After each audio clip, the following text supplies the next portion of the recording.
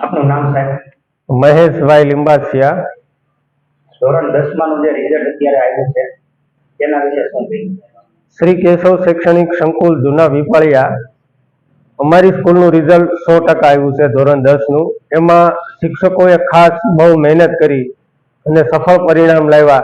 આજે અમારી પાસે વિદ્યાર્થી ઉભો છે, એના બાપા મજૂરી કરી અને ભણાવ્યો અને સારામાં સારું રિઝલ્ટ લાવ્યો. અમને ગૌરવ છે કે આવી ને આવી સફળતા દર વર્ષે મળતી રહે એવી માં સરસ્વતી માને પ્રાર્થના છે.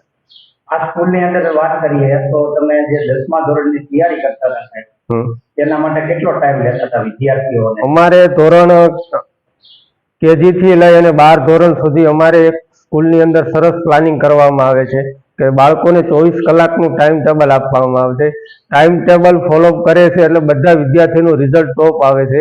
ખાસ કરીને ધોરણ 10 અને 12 જે ગામડામાંથી છોકરાઓ અહીંયા ભણવા આવે છે, સુરતથી છે, અમુક રાજકોટથી, એનું પણ રિઝલ્ટ અહીંયા ટોપ આવે છે. કહેવાનો મતલબ એવું છે કે અમારા જે શિક્ષકો છે એ એકદમ કન્ટેન્ટ સાથે વિદ્યાર્થીને તૈયારી કરાવે છે અને પાછળ તેનું ફોલો પણ લે છે.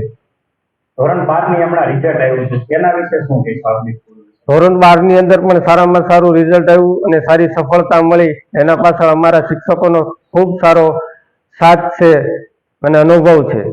આ સ્કૂલની આપણે જે વાત કરીએ તો ક્યાં ગામથી વિદ્યાર્થીઓ આપણી સ્કૂલમાં આવે છે? અમારી સ્કૂલની અંદર 30 કિલોમીટર દૂરથી ગામના વિદ્યાર્થીઓ આવે છે અને હોસ્ટેલની અંદર રાજકોટ જિલ્લો, સુરત જિલ્લો, અમરેલી જિલ્લો, બોટાદ, ગોંડલ ત્યાંથી પણ હોસ્ટેલના વિદ્યાર્થીઓ અમારી સંકુલમાં રહે છે. આપનું નામ? મારું નામ ઉગરેજા ચિરાગ છે. આપનું કયું ગામ છે? મારું જીવાપર ગામ છે. કેશવ સ્કૂલમાં કેટલા ટાઈમથી ભણો છો? હું છેલ્લા 10 વર્ષથી એટલે કેજી થી હું ભણું છું અહીંયા. અને આ સ્કૂલની અંદર તમને વિશેષતા શું લાગી?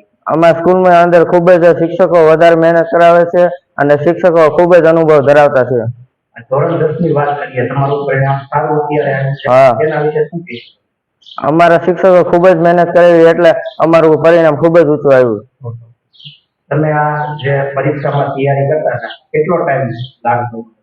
અમારે અમે જે તૈયારી કરતા અમે કુલ બધી વર્કમાં 6 કલાક લાગતી હતી દરરોજની.